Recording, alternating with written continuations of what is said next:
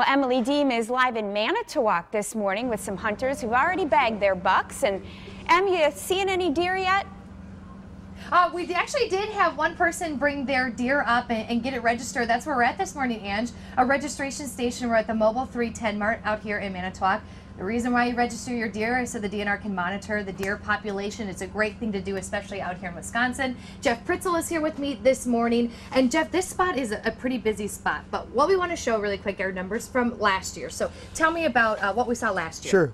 Well, Scott keeps track on a daily summary as to how we did last year, so because that's just an interesting thing. People want to compare. And last year we had 166 at the end of the first day, and this year we were at 237. So yeah, we're up like 30% from last year. Tell me about the reason we may be up.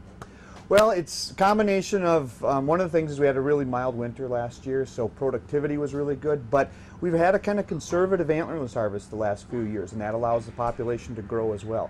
On one side, on one hand, that's a good thing, but we're at a point where the deer population can get too big and it causes issues. And one of the nice things we saw yesterday was not only did the buck registration go up, but the antlerless registration went up significantly, and that's important for deer management.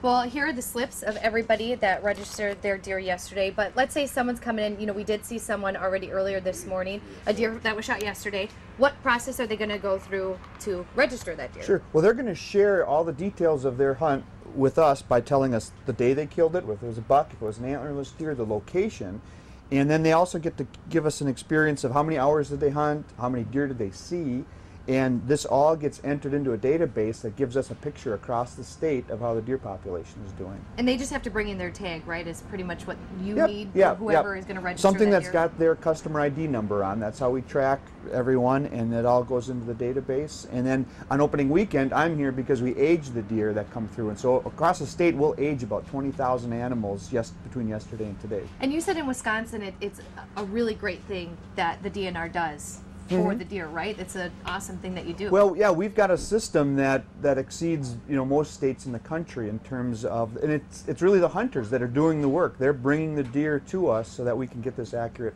estimation of the population. And I know, Jeff, you got a deer yesterday, right? Opening weekend? Oh, first time in 20 years that I actually got a deer before I had to come to work. Usually I'm here over opening weekend. Yeah, well, that's awesome. Congratulations to you. And coming up too, you see this shack that we're in.